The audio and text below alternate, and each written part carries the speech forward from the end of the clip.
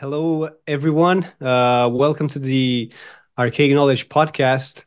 This evening, with me, my good friend Gunnar from Austria, who is going to share some uh, incredible insights from his home country, from Austria, also from Germany.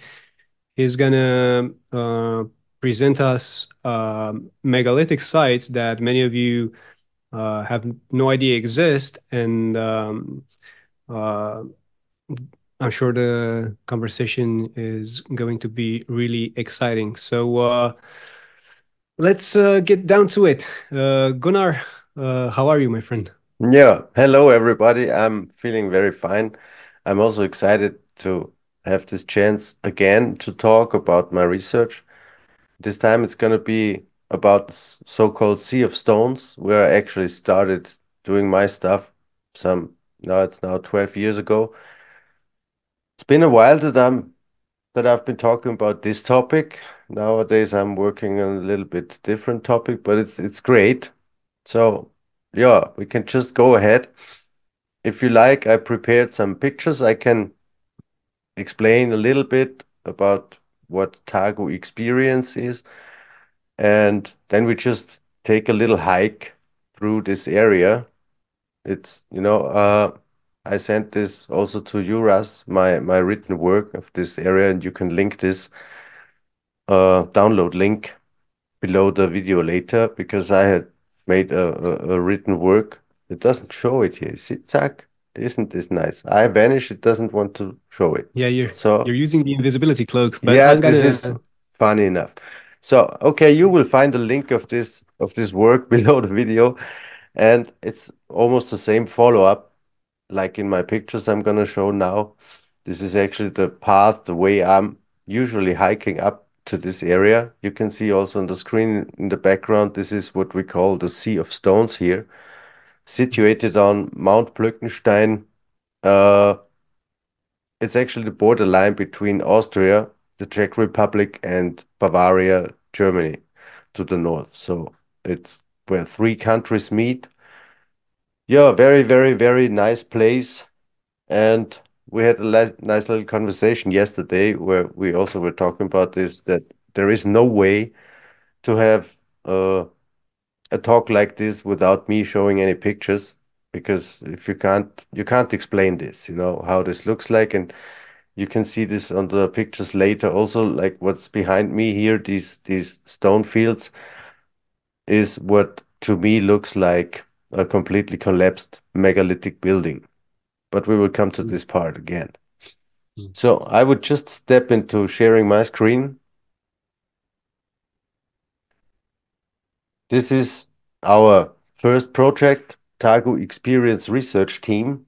The name of my lady, Tanya, and me, Skona, therefore Tagu-Experience. And we are doing different kind of research in regards of ancient civilizations, vanished civilizations. We are interested in script forms and languages from the old days. So this is me and my wife and our little daughter, Kadea. In the background, you can see this arena in Pula in Istria, where we've been 2 years ago. My wife is Croatian, by the way, so we will go to these areas more often.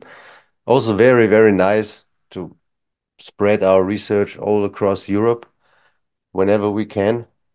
But today I'm going to show you some of my things. And Russ, whenever you have a question in between, you just jump in and ask, no?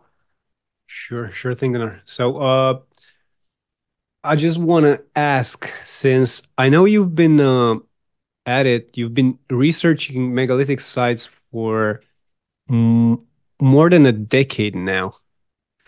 Yep. Uh, did you come across the Sea of Stones about that time, like a decade ago, or did you come across it recently? And how did you find it? Was there someone else that guided you to this place, or did you find it on your own, or what? what piqued your interest? Yeah, actually, this area we are going to talk about today is uh the starting point where I actually really started stepping deeper into this kind of research, especially here in Europe. I didn't know anything about this area, even if this is my home area. I've never been there before, and uh, to step a little bit into my story, I would just take 1 or 2 minutes to read the prehistory in this written work of mine. This explains quite nice how I found this place and how I ended up there. Sure, man. S- Go ahead. So, a new day began in earlier cultures already in the hours after the sun had set, and thus the night had a different, deeper meaning for the relationship between man and the stars in the sky. One evening in August, I had been laying near an ancient power place in a forest clearing in the soft moss for quite some time and looked up into the starry night sky. Fate, part of the principle of cause and effect, had led me to this place. Although I had not consciously searched for it, I did not even know at the time that this place existed.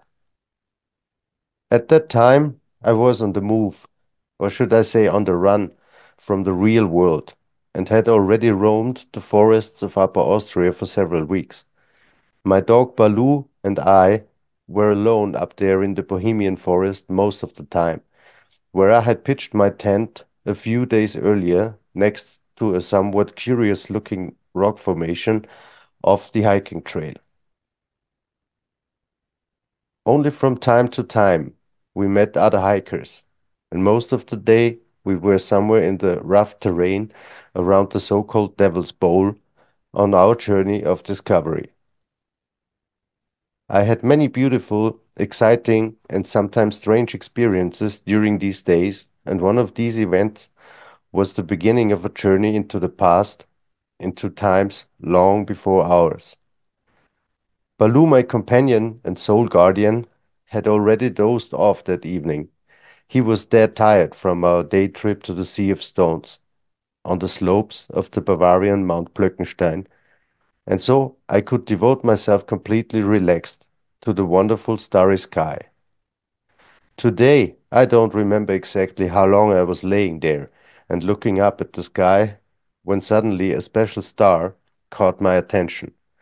Although I cannot say with certainty which celestial body this was, and it's not of primary importance here, but something was strangely different about this star. Also, here in this area, there seemed to be temporary distortions of our temporal perception, because I can neither say when the following experience began, nor how long it really lasted. After a while, at any rate, the star began to pulsate and blink rhythmically, attracting all my attention and not letting go of me. But what happened after this first phase almost led me to the limits of what was bearable. So intensely I felt a torrent of energy flowing through my body and a wave of information flooding my mind. Not that I could have done anything with this information at that moment, or that there was any message to be decrypted in it. No, to this day it seems as if many of those files are secured with an unknown password and cannot be opened by me yet. After another undefined while, the stream of energy ended, and the star stopped flashing and pulsating. Still dazed by this impressive experience and the lasting feeling of intoxication, although I had not taken anything except water and blueberries for days, I tried to classify the experience before I fell into a deep, dreamless sleep. Back then, it was in August 2013, I decided to explore this area at the border triangle between Austria, Bavaria, and the Czech Republic in more detail. So this is actually how the story started, Wow, and beautiful, man. where I was placing my tent was pretty close to this. baby here. It's one of these floating stones we know from all over the world, which are always raising the questions how it is possible that they remain standing up there. Yeah, and from this place on, I take you on this little walk. I spent, I think, 10 days altogether. Yeah, it was 10 days where I had my dog with me and we was up there with a tent and I was really investigating this area on a daily basis, crawling around on all these slopes through the forest, places very rarely someone actually goes before. Sometimes some forest workers could reach this area, but there are no hiking trails and stuff like this. So it's not even easy to find all these pieces if you don't know where. So you mentioned an electrical anomaly that was basically the catalyst of your search, correct? No, it was I don't know what kind of energy it actually was. I was really laying there and being totally relaxed somehow, looking into the sky, and there was this star, and he just took my attention, and something Yes. happened in between the star and me. I can't even say what it Yes. was. And I can also not say anymore how long this took. Mhm. And since then, I'm somehow infected. Funny enough that it was exactly a year before this experience that I was in Bosnia and Visoko. Mm. It was exactly 13 years from now, and 12 years from now, sorry, that I was in Visoko for the first time. And exactly 1 year later, I found this place, like, yeah, almost accidentally. Ah, okay, okay. So it was so you first went to Bosnia, and then you came across this place at Exactly. uh on the mountain. And it was, for me, it was like, I had to go there to really change my point of view, to view things Mhm. on a far bigger scale. And then Yeah. I was like walking around in this Bohemian forests, and I found things like this. It's hard to say. Ah, I I can't I understand. can't say I discovered. I can't say I found because there are hiking trails. You can even see here the markings for hiking trails. So people are walking there all the time.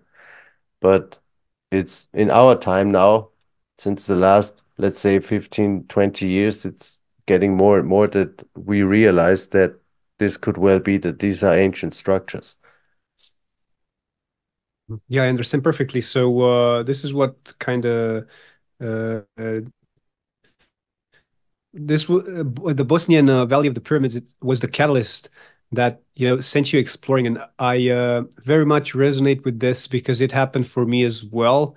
Visiting Bosnia in 2017 was really an amazing experience, and I myself became curious and went throughout the forests, exploring the wild, pretty much on my own, to discover remnants of lost civilizations, and definitely came across some unusual formations myself.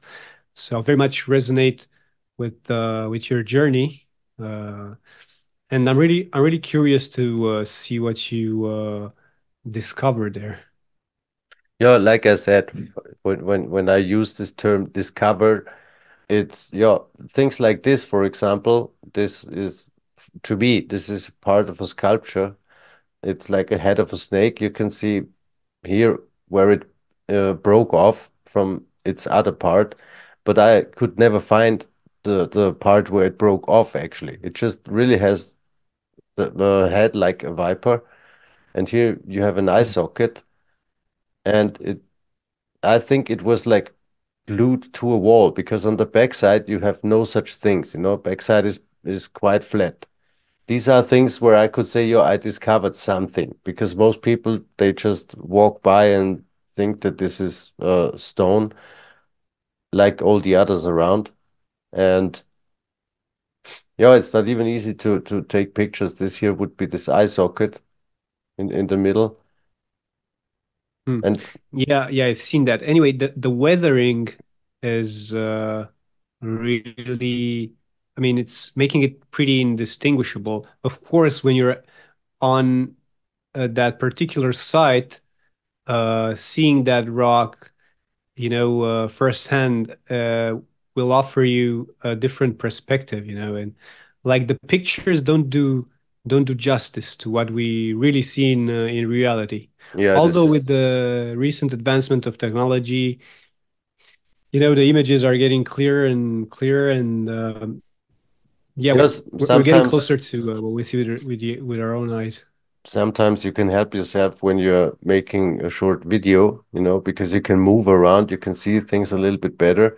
Or when you have some nice drone footage from above, you can see patterns and structures which you don't see from the ground. But still, it's not that easy. When you are out on the field by yourself, you're just climbing around all these areas behind the trees. You can see it from all different sides. I don't know how many thousand pictures meanwhile about this area because I was there many, many, many times. And yeah, to me, it's like other areas like megaliths in Montana or stuff from Russia, Siberia, Votovara mountain areas, where also people are researching towards ancient civilizations. And yeah, too many of these pieces, they don't look fully natural to me. And meanwhile, we have more almost proof or at least nice evidence that there was something. And yesterday you also asked me about energy connections between places, and interesting enough that this part here, Mount Blöckenstein, lays on one of these energy grid lines, which is connecting this area to the Sun Pyramid in Visoko also. So there are connections. And especially in this area, this is the so-called Devil's Bowl because of many little of these Mhm. little holes in the stones of these bowls. You can see a little later. Mhm. It's just again like stones, which this one, which is laying up there. This is not small, And when you have a closer look, here, for example, is one of these bowls. Mhm. Yeah, we see these all over the world. I did Hmm. found protrusions like this in some of the at some of the places I've visited. They're pretty curious. I mean, I don't know if I mean, they can surely be explained geologically, like water erosion Hmm. or stuff like that. But I'm no geologist. Some of them are really circular It's really and quite interesting because sometimes the positioning of these holes is interesting, and when there are more holes on one place, there is also some kind of pattern, and then you have these orientations towards north, south, east, west, and in some places, yeah, yeah. and Regarding the ones like these, which is pretty deep, thinking that those must could have been used as maybe like a fireplace, like to have a fire there in order to preserve it from the elements. Maybe those places were also used for cooking, which would also point towards ancient civilizations that have used this spot in the past, and have mm, have lived here. Like no, this is it's one hypothesis. it, Another one is with the erosion that's been done by water, and then I don't know. Do you think of any other meaning? Like, do you think those might have had a more like sacred meaning, or maybe they were used as to support wooden pillars, maybe for other constructions. I mean, yeah, we you can mentioned think of so many. yeah, you mentioned several things now which are also running through my mind. it always depends, where you find them. Here, it's again not so easy to say because you just see pictures, you don't know the exact location. Most of these bowls you've seen here are on top of this structure. So, like you said, for cooking, this doesn't really make sense in this particular place here.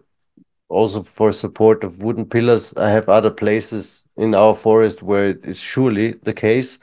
Here you could really say this idea you had with the fires, also for some rituals, or from, let's say, when there is a celebration for solstice or anything like this. Then Mhm, it mhm, then I could imagine that they were making fires, which would at least speed up the erosion process, because only the natural erosion, these rocks are all composed of the same material. So I would mhm, wonder why just in this area it erodes away, but the rest is not touched by this or mhm. the same way of erosion. So it's like you say, we have so many things to think about. Like one of these holes is situated on top of this big boulder here. There's a real nice hole with like 40 centimeters in diameter. I Yeah, really think clearly. that for this would make sense on the highest point, when where you make a small fire and you keep it burning. We know some of these old rituals, from I mean, yeah, it definitely looks like a dolmen, and also the first picture you've shared, the one with the balancing rock, the the hmm megalithic rock on top, those look like dolmens. So if hmm at some point in time dolmens served the purpose of a tomb or something like that, although I don't subscribe to this hypothesis, then it would make sense to find those protrusions, those holes around it, as people banded together to either celebrate life or death. But hmm this, like, those look like really interesting, and I don't see humans lifting that. I don't see why they would lift that in place. So the only thing that goes through mind is again geology and weathering. But then who could, like, what forces can weather the environment in such a way? It kind of beats me. I mean, there are some intriguing formations that have been eroded by time, but you can always see that they're like joined together. There's a material there. The layers are like merged together, and in here I don't see the case. Yeah, and it for this piece, like I said before, it's this one is not small. So when you think about lifting it up there, you would have to have an explanation how, and then it's positioned like this. There's only a very small surface where the supporting stones below are holding the whole weight of this boulder. And one of my ideas is like this is some kind of phonoliths, vibrating stones. Here you can see this one in the background. The bigger one is the one you've seen here. This is this Oh, this great piece picture. here. Yes. You Hmm. see? This is you can go there. You see here this metal structure. There is a stairway on the other side, which they Yep. made several Yep. years ago, Yep. that you can reach this top. And some old stories say that in the old days, people were also climbing up there. Mainly it was uh, uh, done by men. And there's one special story that one day when they had this celebration, I don't know, maybe this was around solstice time, uh, a lady was already up there when the men came to have their celebrations, and it was almost like a little challenge who's the fastest, to Hmm. be up there, or I don't know, to be allowed to start the fire, anything. Hmm. So back then it was like there was a lady who was almost waiting for them. And like I said before, here you can see this little hole. There is really a nice bowl on top, and here you see there's another one. And like I said before, the whole stone is the same material. So for natural erosion, I would still have some questions. Why would this happen that here this kind of hole is created? And like nothing on the sides. You can see the erosion takes place because they're all round today. This is all eroded away. This stone is not Mhm. so resistant, you know. It has pretty big crystals inside, and I think that yeah, wind and weather and snow and ice can damage this quite much after a while. Here, for example, is the fundamental structure of where this boulder is laying. If you would go right up on the right side up here, you can reach the top. But these are the boulders supporting the fundamental structure. And you can also see that they are not in real place anymore. They are delocated. And it's just interesting how this stone broke into these pieces. You know, I don't really think that these are natural lines how these stones break, because I would miss again this explanation. Why is there no crack here or here? It's yeah, lots of stuff for nice thoughts. And then Yeah, you go interesting to further, say the least. Yeah. you go further, and then you need to again go off the hiking trail. There is another real big piece laying here. This is actually called Moby Dick, because there's some climbers, you know, there are climbing routes up there. You can even see here Yeah. there are these clutches where you can fix the rope. So Yeah. and these guys named this boulder Moby Dick. It And looks here's like a whale. again, It's true. he's totally nice, you know. He's Yeah. really great. And there's another hole on the top, and like this surely was done by water after time, you know. Here it's Mhm. obvious to me, you know, that water was running down here for a very long Yeah. time. Yeah. But again, also this big boulder has only this crack here. And when you see where he's laying on, this is all broken into pieces. It is the same Mhm. material. And you see the crack which is coming down here. He's going through the whole block, but it does not fall into pieces like the supporting stuff below, you know. Yeah, it's incredible things. And here you can see a little close up of the structure of these stones. You know, the white stuff here is feldspar, and this transparent pieces is quartz actually. And Mhm. sometimes you find some tourmaline in between. But this is all, you know, and all the stones look the same. They all look the same up there in this area. Whether they Yeah, have it definitely looks these like big feldspar and the crystalline quartz and the material. tourmaline, these two versions you find in this area around the Devil's Bowl. And then you go further into what is actually then called the Sea of Stones. Then you find this. I showed you this yesterday, and we will make this kind of Mhm. comparison again, because in my mind, it is possible that we are also talking about geopolymer here. And to Yeah, it's support definitely this, I can see the mineralization. It's like really, really obvious. you can see we've been talking about this yesterday. This was research done by a guy named Professor Davidovits, and he was actually translating tablets in Egypt. And on these tablets, he found recipes for geopolymer, you know. And then he made some of these pieces. And here to compare, this is what we would use today. This is made with cement. And here, this is this The one to the left. geopolymer. Yeah. On Yeah. the right side, this is the geopolymer done by Mr. Davidovits.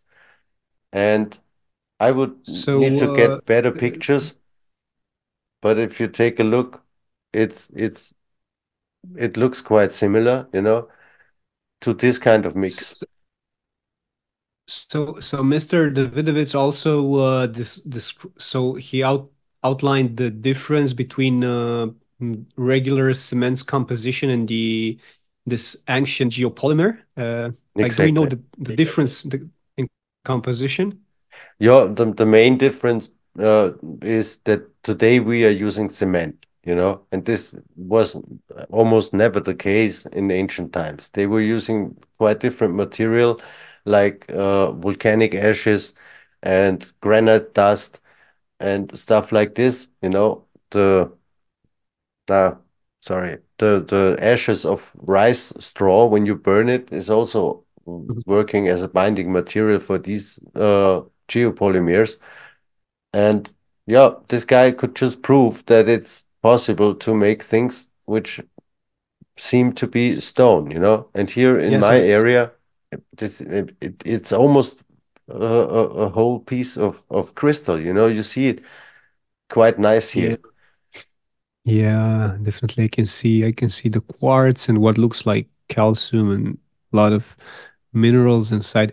So the thing with, I mean, cement, when we look at it, we can clearly distinguish it from any other material. And then with the geopolymer, the composition, it's true that it looks similar to what you're showing us here, and it would only make sense for the ancients to create a material like that. But are you are you saying that geopolymer on the outside can look like granite, for example, or Yeah, some other definitely. stones that we know about? Hmm. Definitely, because Uh, it always depends on the mix, and especially the quartz crystal.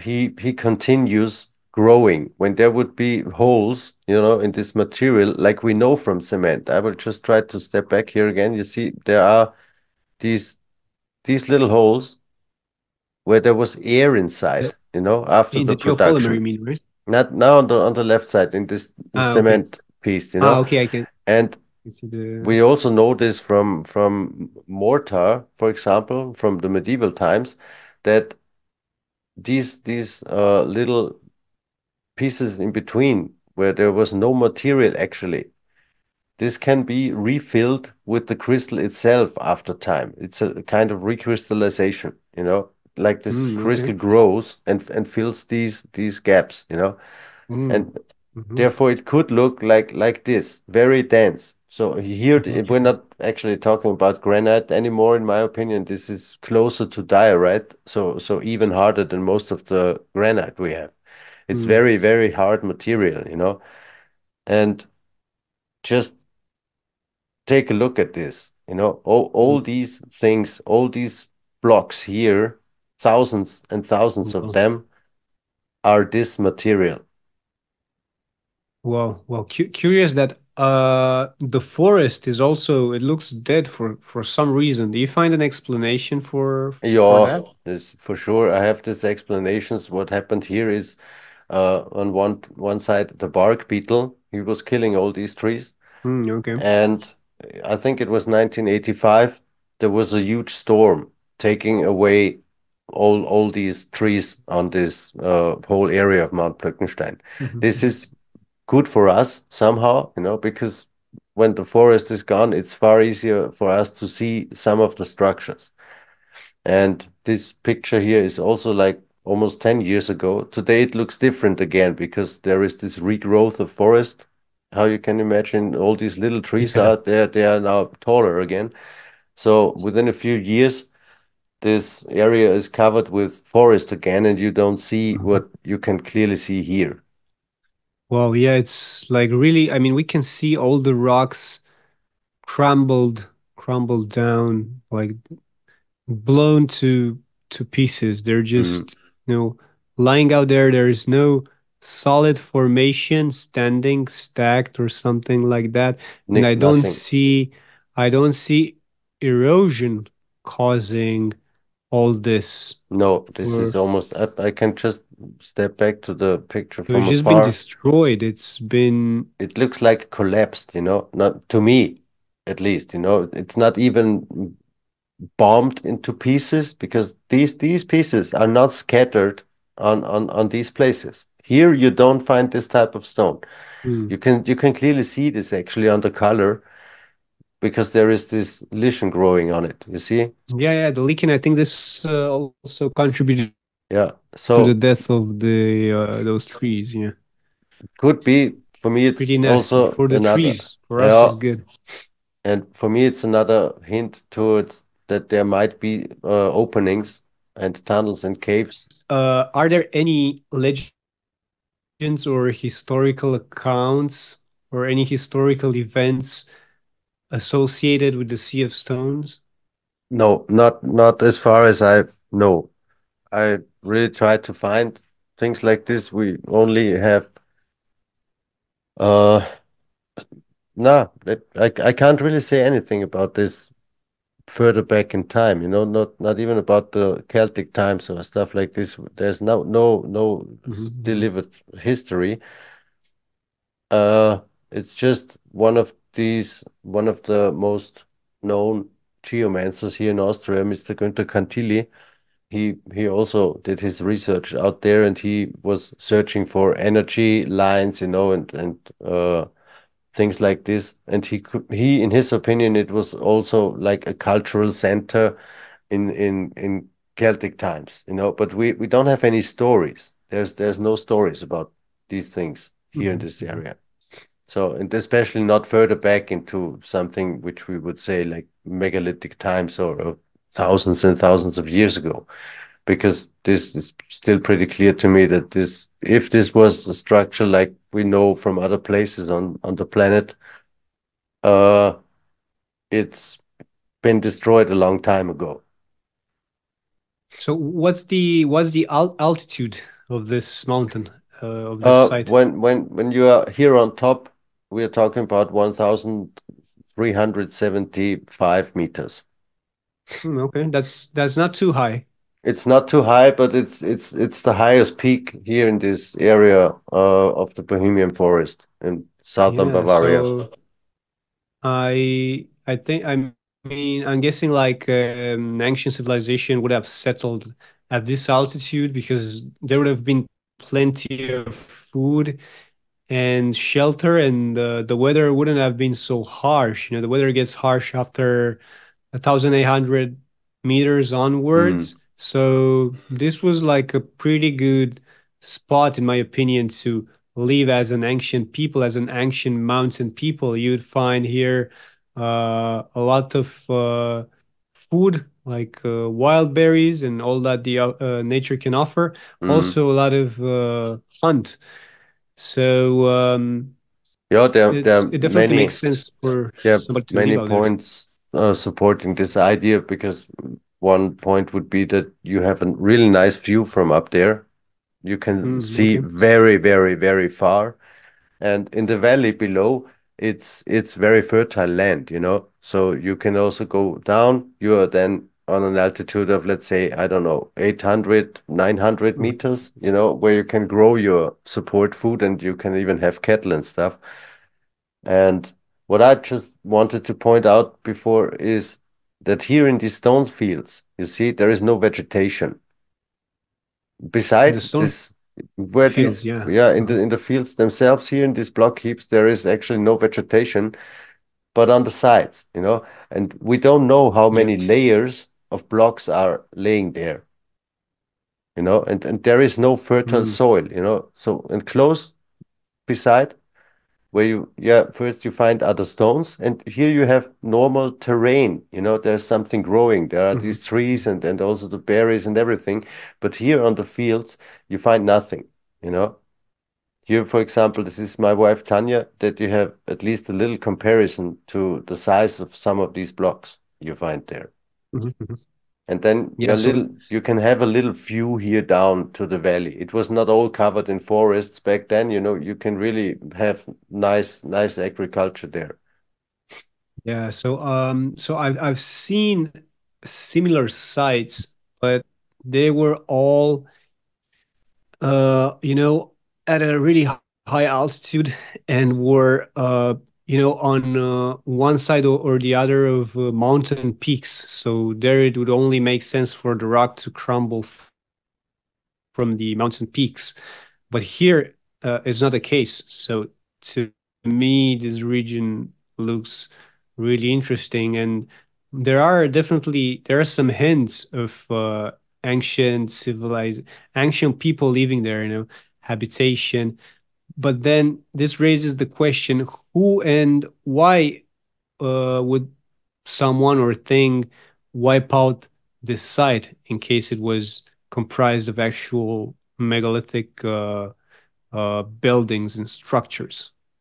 Yeah, this is a question we are thinking about actually again worldwide because we find many places where these megalithic structures are completely destroyed. And since you asked before about legends and historical things, I didn't find anything about this specific place. But when you go a little bit further to Bavaria, there's another mountain peak. It's called Mount Lusen. On the top, he has the same height as Mount Blöckenstein, almost exactly. And on the top, you find similar block heaps like this here. And there is a story that these are the remains of a giant fortress. Okay. You see, and it was not what led me to this idea because this story I found out far later. And also here in Upper Austria, we have these stories and legends about giants. It's just not about this specific place here. And Mm, when we go further in our thoughts, we find blocks like this, which are mm, looking like parts of some other megalithic walls we know all around the world, you know? And you will see, I will just go a little quicker through the next few pictures. You will see what I mean. You know, this is why I said it's important to show pictures because otherwise I can't explain this. This one could still look like natural stone if someone wants to discuss this in that way. yeah. But when we go further, it's getting just more and more crazy, you know, Mm, that the stones don't break like this. Nature doesn't shape stones like this. And especially again, not with this density, with this mhm. hardness and the strength of this material. So look at these pieces here, you know. Oh, wow. Yeah, man. And Those look like joint pieces. yeah, exactly. And before I found pieces like this, I still didn't really have proof for myself that this could really be parts of a megalithic structure once, you know. Mm, It just mm, doesn't stop, you know. I would really like to hear explanations how a stone breaks like this, or how nature shapes stones like almost looking like the top of an obelisk, you know. yeah. Yeah, curious to say the least. And we have some of these, uh, yeah, Markings. I Yeah, don't know like if some they are are cheaper carvings, that you know. It's just yeah. again, this stone is so hard that even water erosion, when water would be like constantly running over this stone, it wouldn't even damage the surface. And in this case, these stones are all laying somewhere in these fields, you know. So there's no chance, except for the rain, to do something to the surface. There's no way that the rain creates lines like this. And we just go on a little. I didn't find many of them, but I found this one. Oh, wow. And this again is one of those pieces where I say that this is not done by nature, you know. Hmm. I just don't believe it. Oh, is that a V? Is that a V shape out there? Well, Yeah, you see, it's there's the some same. It's straight just lines. this is Yeah. just a little close up here from the same Hmm. stone. It just to me, you know, it's just I can't really imagine that this is naturally done, naturally made. Yeah. Yeah. I mean, if anyone has the answer to this, if anyone, encountered real examples of straight lines like this being done by nature, I let us would know in be the comments. We would be happy to know and understand this better. yeah, But I would also be open to any kind of discussion of about this if someone has better ideas. You know, the mm, sad part is that you don't find bigger places or still connected surfaces where you could maybe see even a bigger picture of what this let's call it a drawing or carving might represent. I have no idea. I don't even know if this is now laying the right way or if you need to twist it and turn it. I have no idea. It just looks incredible. And also pieces like this, I found many of them. I have several pictures here with this triangular shaped pieces. This is just again, I just don't believe that this is natural. This doesn't look natural to me. And even if we don't have an explanation how this was really done or made or what this was in the past, it seems to me like an artificial structure. Hmm.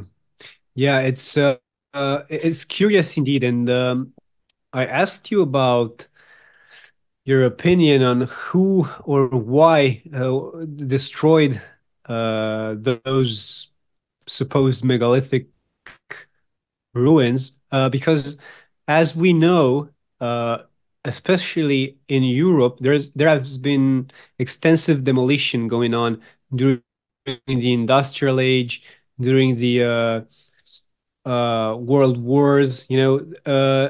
People. I mean, during the industrial age, um, we needed a lot of rock to rebuild the world.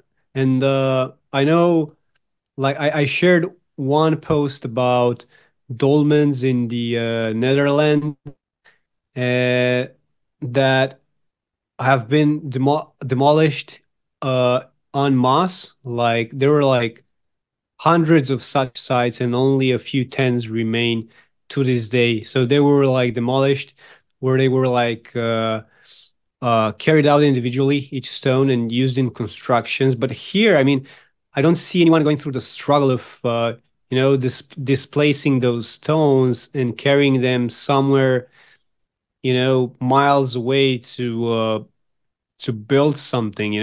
Like, those No. are This this supposed site, it's completely obliterated, and they found no use for that stone. They just wanted to like destroy it. And I don't know what kind of force. I mean, there are accounts of armies, destroying cities with their bare hands, with the tools they had, the hammers and all that. So we know this happened in the past. Maybe it's the case out here as well, but it's really curious. Makes you really wonder if there was indeed a civilization there, and how their monuments and cities and fortifications look like, because it's pretty impressive. I mean, from what you're showing us in that picture, is that the span of the entire site, or is it more of it? no, this is what you see here is this is the very top now of Mount Blöckenstein, what I showed you before when you asked about the altitude. And this is Ah, just about the okay. Sea of Stones. We will go on a little later to the Austrian part of Mount Blöckenstein, where I see structures what I call the Sun Temple. And Mm, then we will also touch this topic again about the destruction, because there I found proofs that in our modern days some things were changed mhm. up there. Here it with this real huge destruction, I have no idea. I can just refer to things from the Epic of Gilgamesh or this uh, Indian Vedic writings, which are, yeah, let's say talking about nuclear wars and stuff like this in the past. Yeah. I know that for some people this sounds very far-fetched, and I have to say I don't really think it in our terms, because we always put our worldview on these things. I don't know what really happened, but if you take a Yeah. look to the rock city of Petra in Jordan, it seems to me that half of the mountain is evaporated away.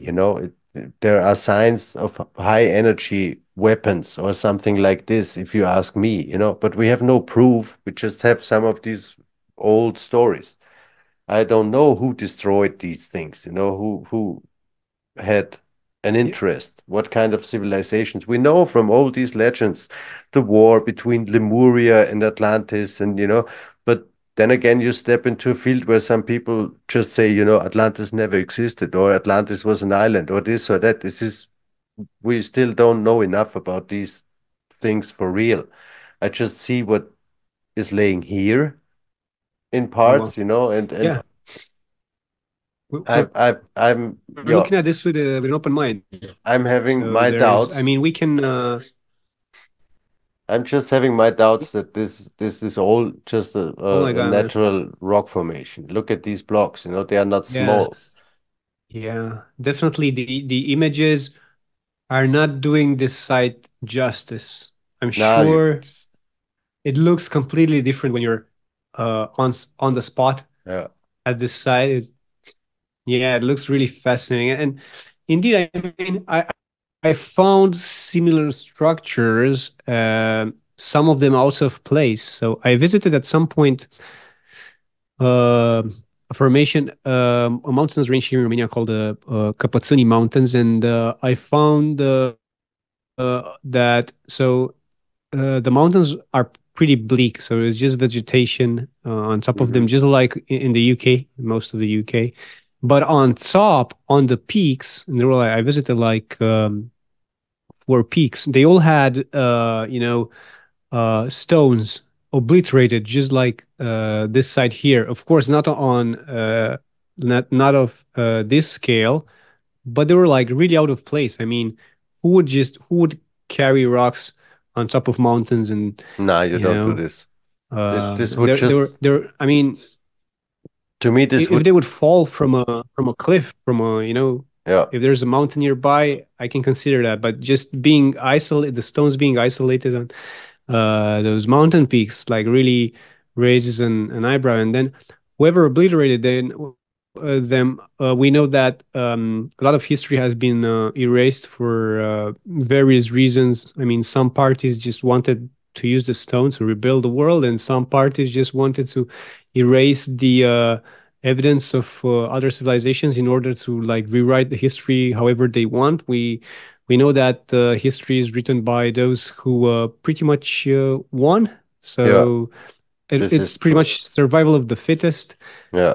Always the fittest. The And fittest. They are rewriting history. It happened the same, especially is, here in Romania with the communist regime. They demolished a lot of important monuments that could have offered incredible hints. And I can only think this happened in the last 100 years. Imagine what happened in the last 2000 years. There have been so many factions and parties that yeah, just wanted to erase those you, sites because they maybe hated those people. They wanted their history to be erased. It was like that in the past. They all had like I like before Christ, they were like they had idols inside of their temples. So each city had their own deities and their idols, and whenever an army conquered that specific city of a different culture or civilization, they also stole the idols, or they just smashed the idols. And usually they would, if they hated each other so much, they would just tear down the cities completely. It's just what happened with Babylon. It was yeah, but it was in these utterly things, destroyed and then rebuilt. we are still talking about a smaller scale than this here, Here it really seems to me that someone tries to take all the traces away of an ancient civilization, which would be like our roots, our ancestors. And here we just step on now to the Austrian part of Mount Blöckenstein, where you can see things like this. And Well, again, it's you see there are these dead trees, and the youngers are growing again. yeah. So before this storm and the bark beetle, you couldn't really see these structures. This was all covered in forest. Now Hmm.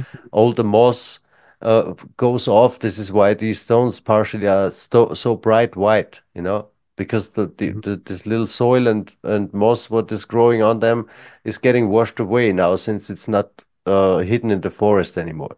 So for a while now we can see them, but this picture again is now almost 10 years old or even more, 11. So the forest is already growing again. So soon you are not able to see these structures like you can see it here.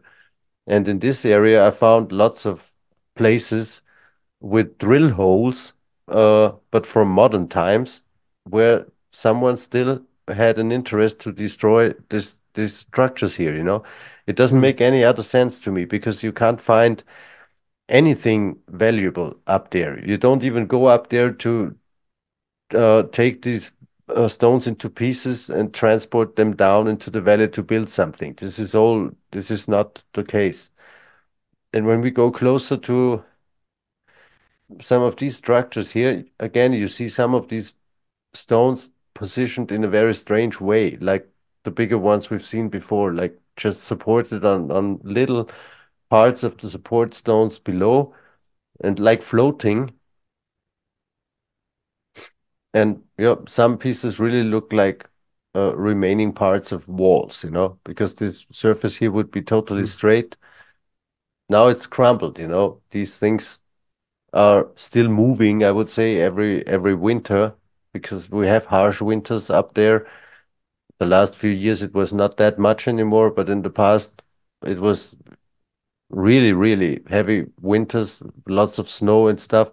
But you see how these stones are placed, I would say, you know, because you can't explain this with erosion. Look at these support stones here. You can't explain this piece here with erosion, you know. Why does this stuff erode and not the one on top? You know, it's the same Well, material. I would like to add here because as I told you, I went looking for ancient remnants of lost civilizations after the Bosnian trip, and yeah, I mean, I saw that formations like this have one layer of hard material and one layer of soft material in between, and then one layer of hard material and then one layer of soft material. So Yeah. through erosion, I'm guessing that the soft layer gets like it's eaten away, and the hard layer falls on top of the other hard layer. So this would be one of the explanations. Of course, not so. I mean, there's a lot of anomalies, especially dolmens and balancing rocks that cannot be explained like that. But this is just like one hypothesis that I came across. Yeah, and we still don't really have a real answer to these things. In this picture here, we are on the very top of the Austrian part, Mount Blöckenstein. Uh, and you can see this slab here, you know, this piece. I can scroll in a little. You see that there is a carving, this Yeah. rectangular piece. It's not ancient, you know. This is, I have another picture close up. No, this is too close. This is an old sign for a hiking trail, you know. Mhm.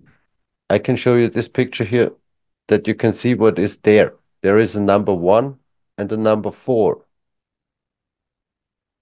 You know, Yeah. this is the number of the hiking trail. Yeah.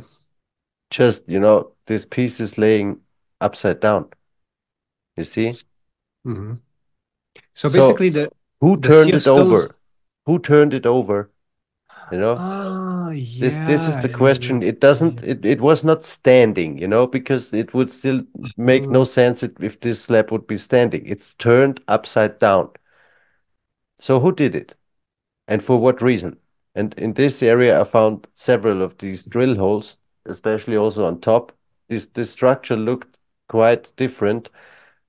And here I can add something from modern times that after Second World War, in these years of occupation, and even later on until the Iron Curtain fell, this whole area was military area, restricted area for more than 45 years.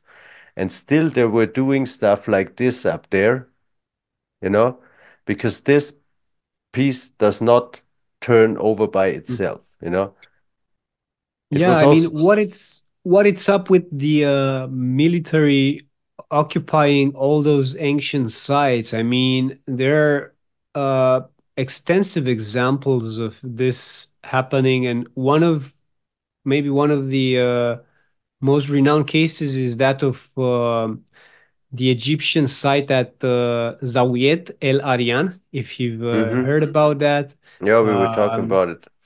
yeah. So at the beginning of the 20th century, I think, is when it was found. And once the main archaeologist there, Barsanti, died, um, the site was abandoned. They only shot a movie in 1954 called Land of the Pharaohs. So then we can see some glimpses of the area. But then the military came and occupied that site, which is like it's really fascinating what they found there and how it was carved inside the limestone. And and now it's off limits because the military is still there, doing Yeah. their thing, whatever that is.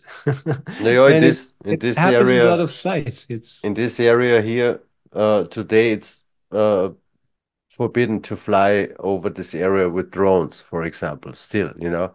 okay. And So it's still a military base. it's not really military area anymore. It's a natural uh natural park, you know, secured from this Hmm. side. This is also what happens many times, whether these are military bases or national parks, you know, where you are not allowed to do anything, or it's a cultural heritage protected by UNESCO and stuff like this. This is how they play the Hmm. game up to today.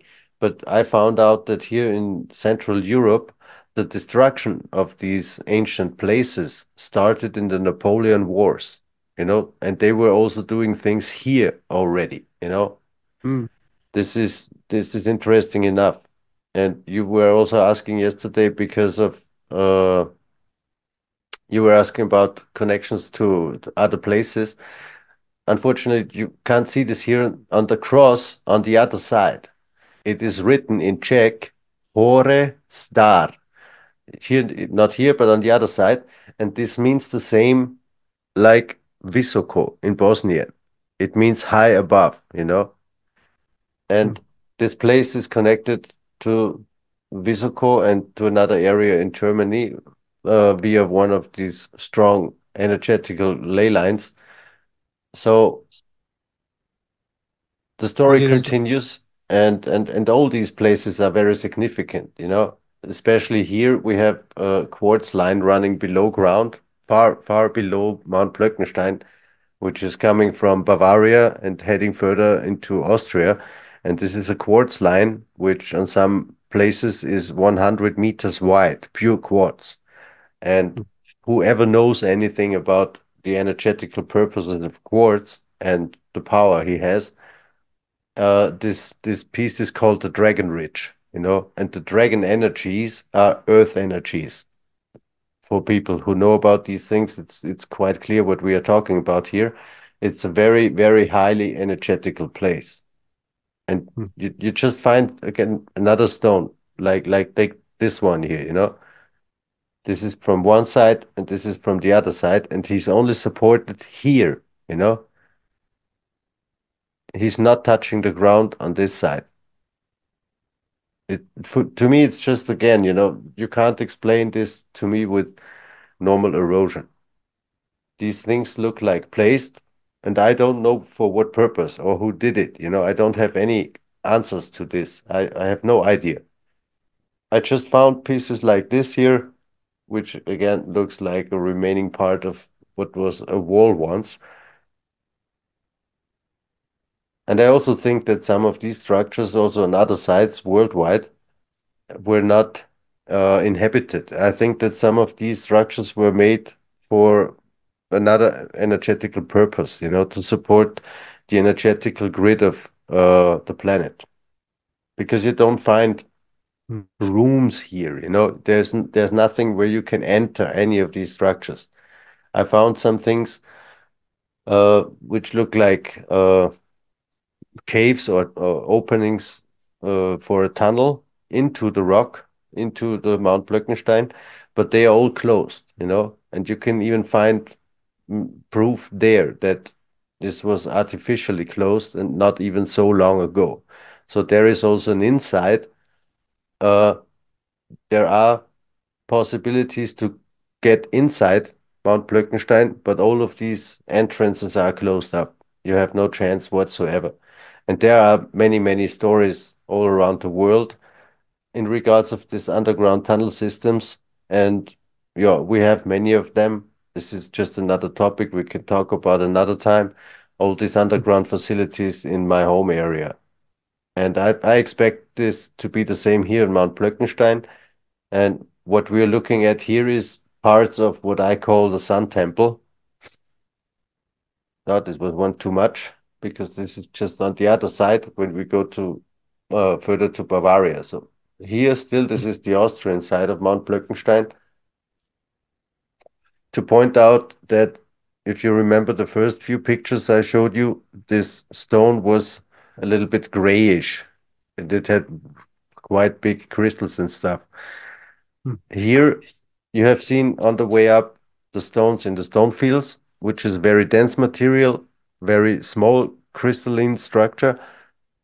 Here, these stones are almost like a mix between both of them, not as big crystals as you could see in the first pictures, in the first stones, but also not so small crystalline structure like in the Sea of Stones, in the stone fields. But this is again very, very hard material, harder than on this place, the Devil's Bowl. And then we go And further over the ridge of Mount Blöckenstein towards Bavaria. This is already Bavaria, and here you can see where the people are hiking. This is the borderline. On the right hand, there is Czech Republic. On the left side, in this case, is Bavaria, and almost from where I'm standing, a little bit further back, is the borderline to Austria. And here we have this next incredible looking structures. I have some close-ups here. This would be the first on the left oh side. man, And you can see again, this is the type of stone we find on Austrian part of Mount Blöckenstein. This is the same type of stone we find on the Devil's Bowl, the first few pictures I showed you. So here you have a mix, but you don't find any of the stones similar to the stone fields here. This is again different structure. so And you're saying those are all situated on the on Earth's energy grid lines, right? exactly. So there's a is there like a main energy line or a side energy line? Because I mean I checked the Earth's grid, energetic grid, and it doesn't cross like all the areas. You know, you have to kind of be fortunate for an energetic line to cross through your area. You know, they're pretty rare. They are pretty rare, and the direction of these energy lines was different in the past before the last pole flip, So any time when we have a pole flip Yeah, in our system, the energy lines also change. And a very good friend of mine, Mr. Dwayne Sealer, he has done research on this topic for more than 30 years now, and he knows about the energy grid system from before the last pole flip, you know, and then it looks quite different. When you look at some things today, it might not represent the exact same things as they were, let's say, 12,000 or maybe 26,000 yeah, years ago. agreed. But this So one corresponds to the actual grid. it does, yes. And we know that many of the megalithic sites have been built on some of the most important points on the Earth's energetic grid.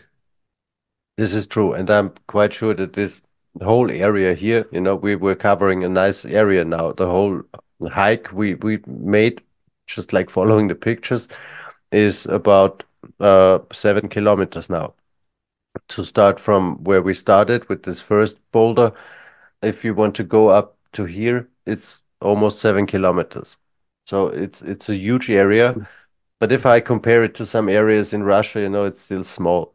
I've seen things or megaliths in Montana, we have many sites like this size. Yeah, And Montana, also um, Siberia. It's exactly.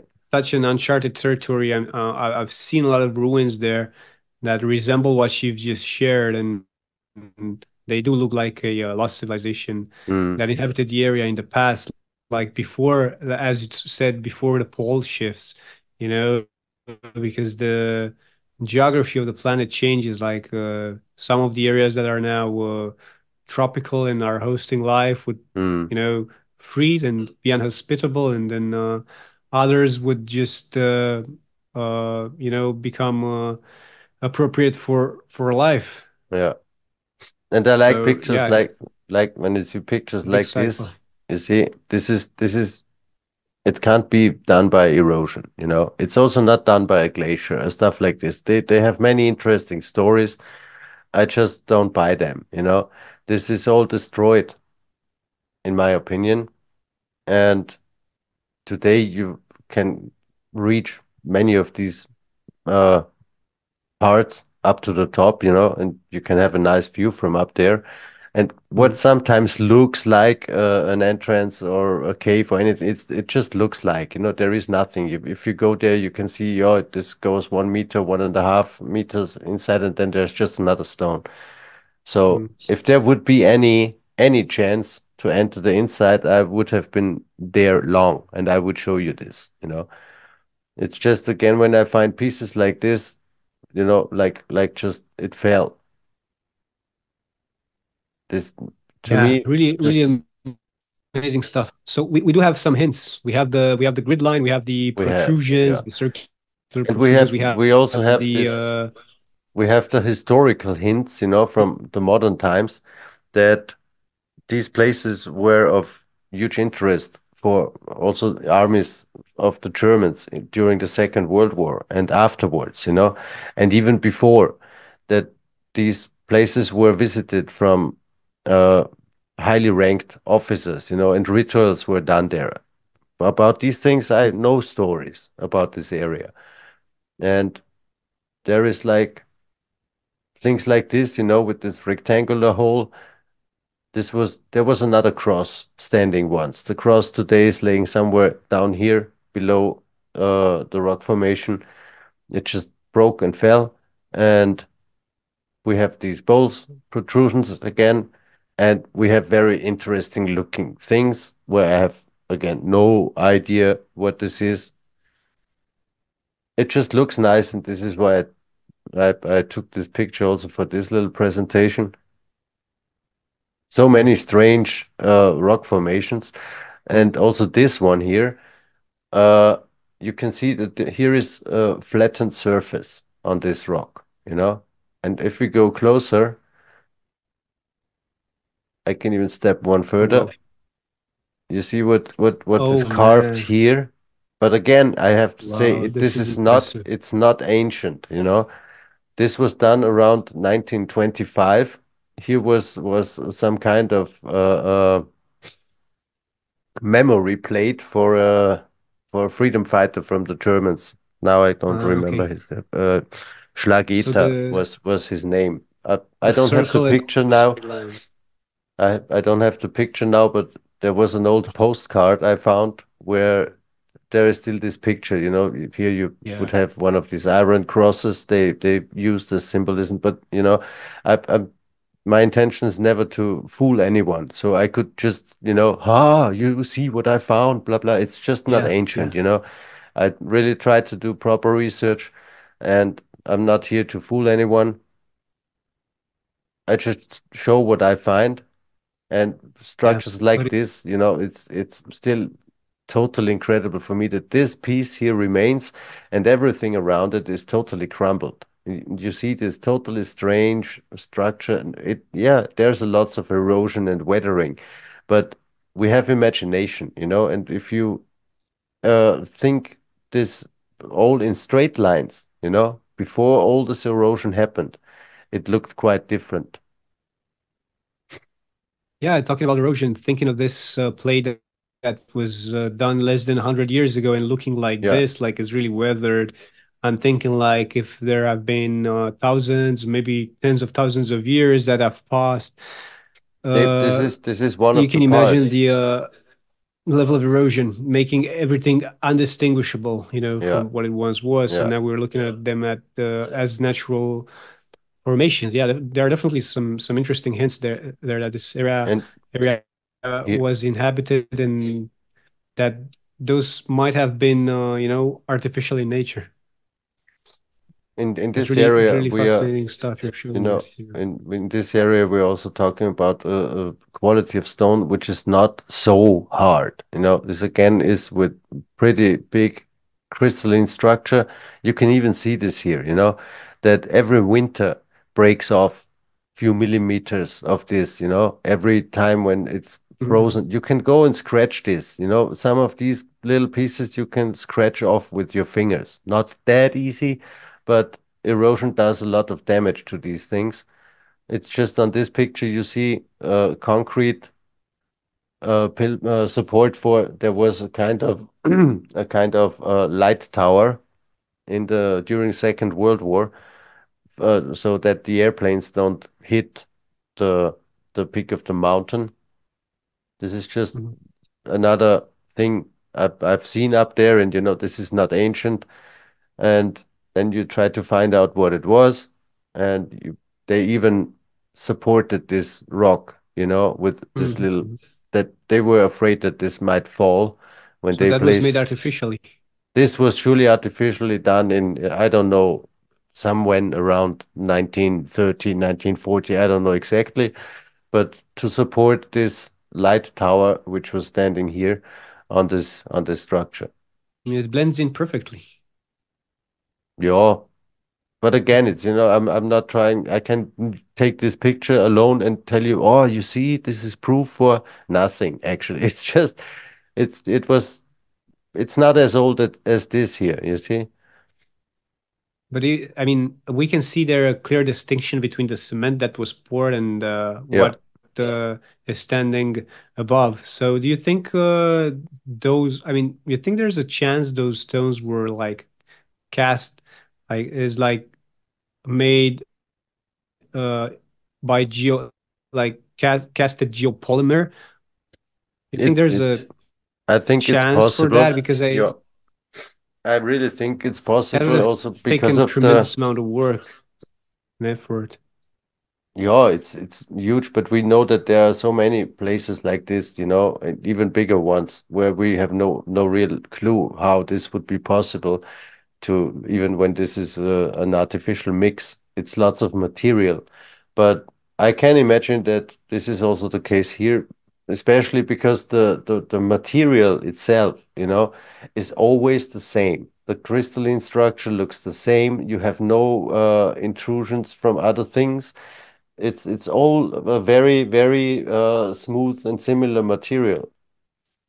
So yeah, I don't say, yo, I know that this is all done by, artificial geopolymer or anything. I just say it's possible because what I found out especially in my area here in Upper Austria, the structures on top, they show total different quality of stone than the bedrock Mhm. below. You know, Yeah. really, this is just, we would have to have another uh, talk to go deeper into this topic. Yeah, Sure. I mean, it's like geopolymer. It's really fascinating. I've seen some of the sites in Peru where the megalithic blocks have been cracked open to see what's inside, and they found like stones made of different material that acted like the core, like the base, and then look it looks like geopolymer or cement that resembles stone has been poured like into a mold, and they've created the stone blocks, so they were like poured or casted in place. I've seen that there. It's truly definitely possible, but then looking at this, at the scale of this site and thinking it was geopolymer, I can only think of a huge 3D printer, you know, Yeah, we have or I so don't many know, hundreds, places. thousands of years of labor. Yeah, There are so many it's really questions, you know. remarkable to let the Yeah, and imagination run, you know. this is one of the main structures on this last area, which is called Dreisesselberg, which would translate into three-chair stone because of these uh, artificially made seats here. But they are actually not that old, you know. They are now what 70 years old or something. Mhm, mhm. But also in the original on top of this formation, there were three of these seats carved into stone. They were just yeah replaced somehow and they made it new. But you see, there is asphalt in this little part, and this is not ancient anymore. It's just nice view from above.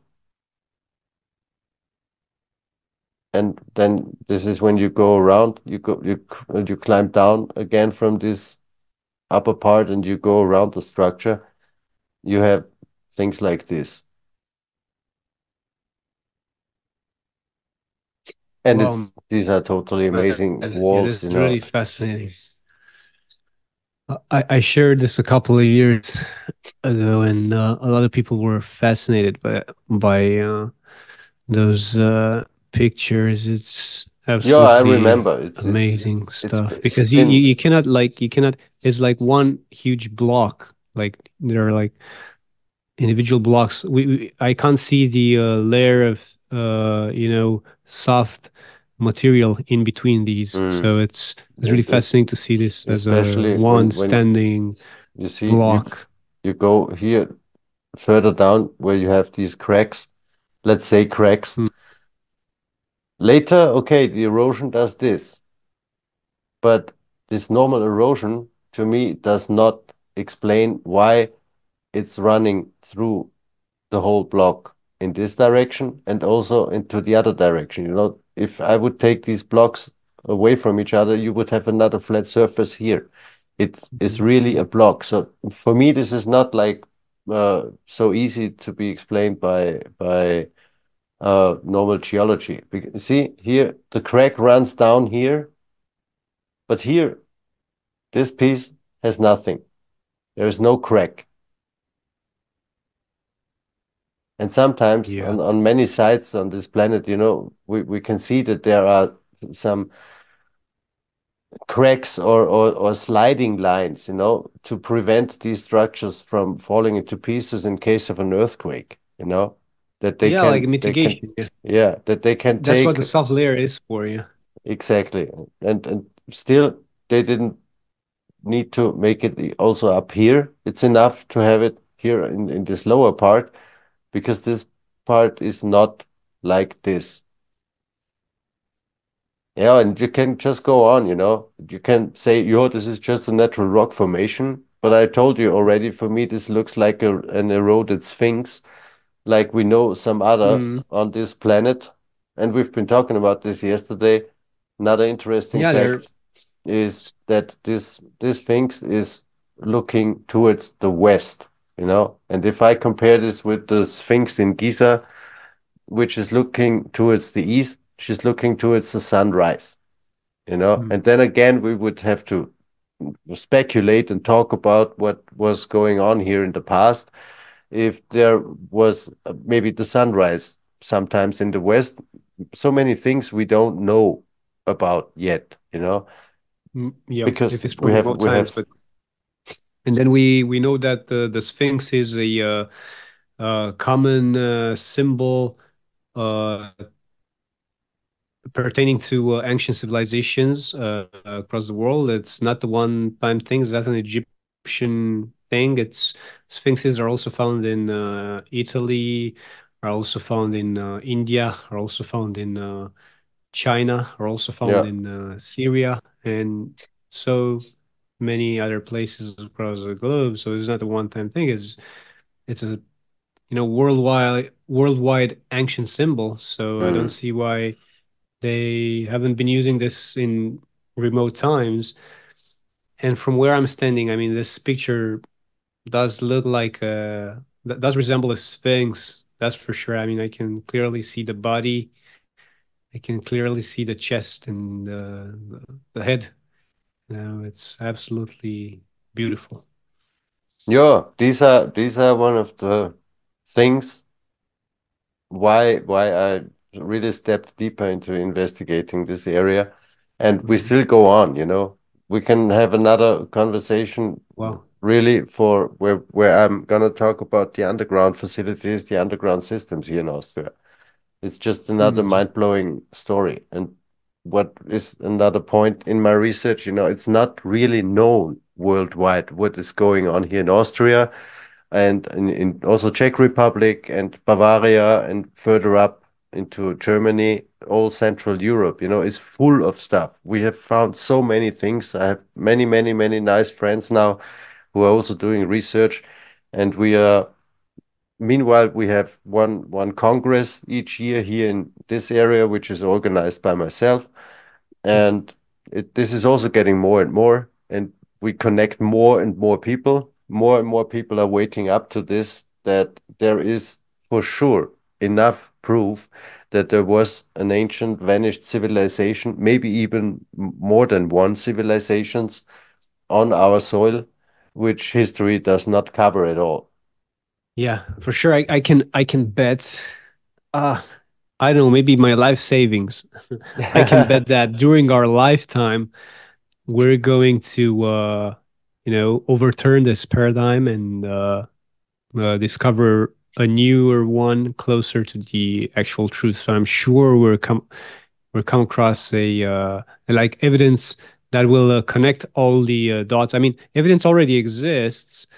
It's just not official yet, but evidence is mounting up at an increasing pace. And now with the democratizing of technology, like the AI, we can now all go and do lidar scans, from a Mm, satellite. So if you have so like this is like fairly new. You can go ahead. There are some platforms that allow you to scan from the above the different sites, and we can find different anomalies.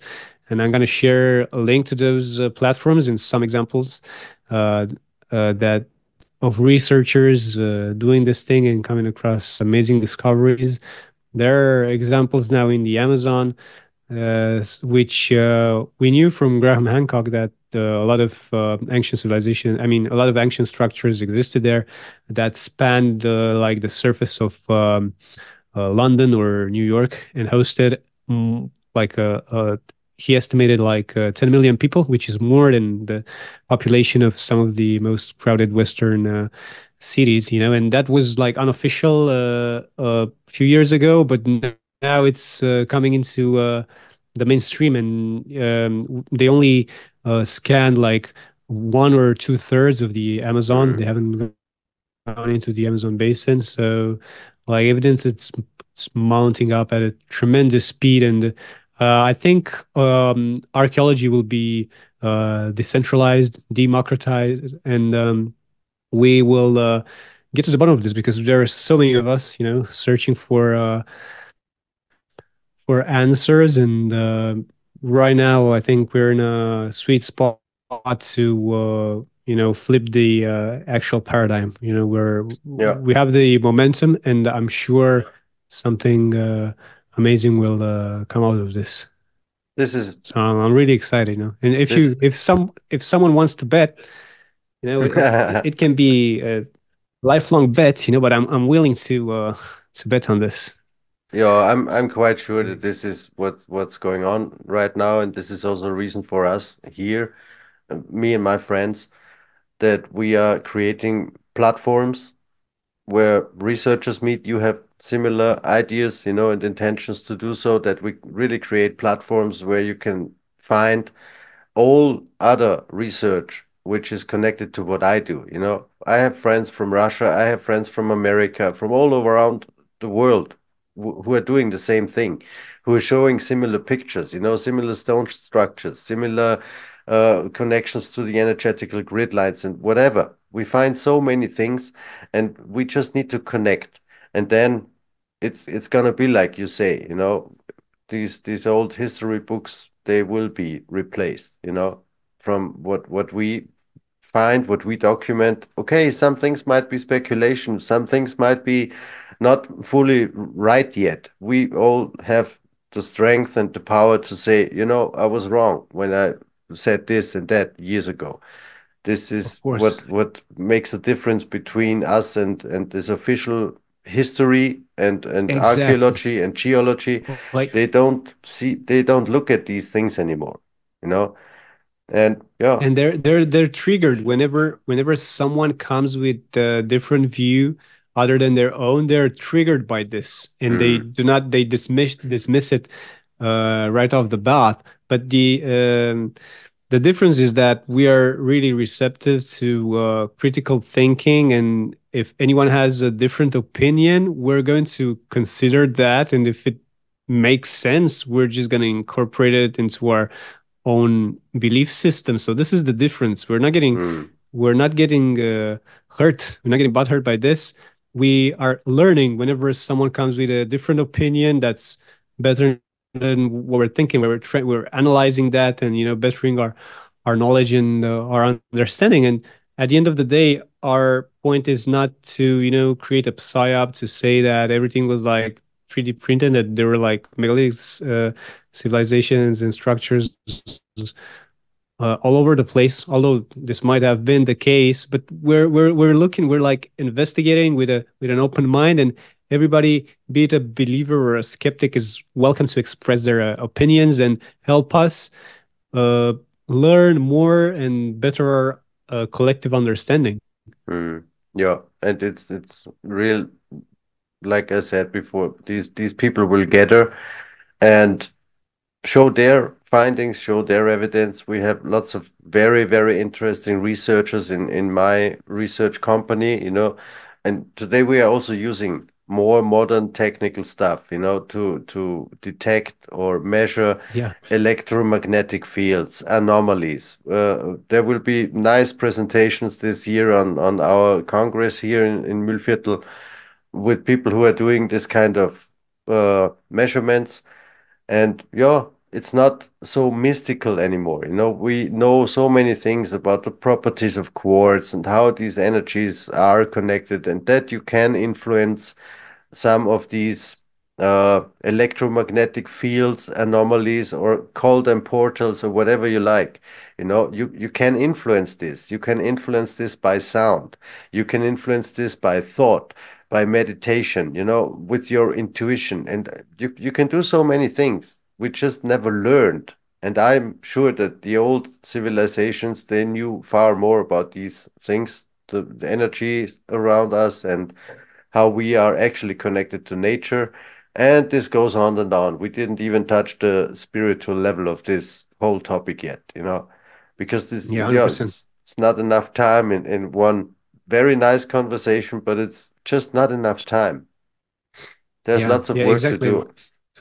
And just like you said, Gunnar, there are a lot of people out there, a lot of like-minded fellows researching those megalithic sites that have, reached incredible conclusions, have come across amazing discoveries that they never shared. They found a lot of sites doing just what we're doing, but they haven't shared that stuff publicly. Mm, They're just keeping it for themselves and for a closed circle. So you imagine when when all those people will come out with their research, and once we have the catalyst that will flip the paradigm, I'm sure like everyone will come out. It's just the same with, if you're in a case where you've been abused and you're afraid to come over and tell what happened to you, but then when someone does this and sparks the entire thing, like everybody comes up and tells about their experiences. So I think mm. it's gonna happen the same. It's just a matter of time. The snowball effect. It's pending, if And you ask me. it's already rolling. Now it's within Mhm. not even 2 weeks we will have the first podcast marathon. It's what I call it. We will have podcasts, yeah, between 10 and 12 hours to give all the researchers a chance to join us, because of the time differences. I just want to go straight through in a row. We will start with German or Central European researchers, and later on the evening, we will switch to our friends from America. And like I said, it won't be the last time. It's the first time now that we do this. It's gonna be Daniel Bechmann from Sagenhaft und Sonderbar, who's gonna help me out in this case. And we will surely do another one, another one, another one to also give these people a platform. Like you say, we are already there talking about our stuff. So it might give a little bit more power to some others to join us. It's going to be the same easy uh, conversation like we have, like we are friends and we just talk. We're not offending each other. We don't call each other names or stuff like this. We want to see what these people present. We want our stuff to be seen, and we are not going to stop. Nothing can stop us. So if you're looking to listen to and look at the research of free thinkers across the globe, Gunnar here is hosting a 1 day marathon on 1st of March this year. So make sure to tune in if you're interested in these topics, and you'll be surprised by the amount of research that will be highlighted and that you haven't seen or heard before. And I'm sure you will be pleasantly surprised, not to say shocked by this. So make sure you pin the date, 1st of March. It's going to happen, big marathon, and every researcher will have a 30 minutes window to talk about the most essential and important things they come across in their lives so far. And you'll have very interesting guests, right? Yeah, we will have very interesting guests. Like I said before, it will be divided in two parts. First part will be in German.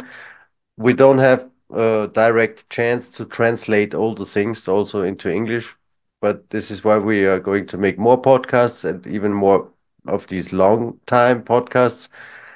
And yeah, it will still take a while, but we have very, very interesting people from our German speaking research friends and also international. There will be a friend from Russia who's doing this kind of research into megaliths and stuff. And there will be Richard Gabriel. There will be Dwayne Sealer and some others from England or America joining us. And Michael Collins, you know him. We are still talking, but he also said that he would be interested, and we don't even know who's gonna jump on board until this very day starts, and who knows? Maybe it's not over after 12 hours. Yeah, for sure. So people from all over the world, all over from all continents except on Antarctica, of course. But I think we'll have like everyone from we'll have from Australia, from Yeah, Asia, from Europe, from the US, and where not. It's gonna be amazing. I'm excited to also be presenting some of the stuff that I discovered here in Romania over the years. I have some interesting things to share. Drone footage and on-site footage of sites that you probably never seen before, and some of them are in UNESCO World Heritage. Some of them are just out there in the wild, but it's going to be an exciting journey for sure. yeah. I'm also looking forward for this, and for today, I say many, many thanks to you, Razvan, that we had this Mm. nice, nice opportunity, and also to all the guests joining us, watching us, listening to us, and some of our weird stories. The story continues. Many, many thanks that you joined us, and I think we'll see each other again for some of you. For sure. It was a pleasure. It was a pleasure, Gunnar. And already looking forward to the next episode. And thank you for all the amazing insights. And if anyone wants to get in touch with Gunnar, I will leave his contact details on as many social mediums as possible. So if you're interested in visiting the site or asking Gunnar additional questions, feel free to do so. Yeah, feel free to contact me and we talk. Amazing. Thank you very much. Many thanks. Bye. Have a good one.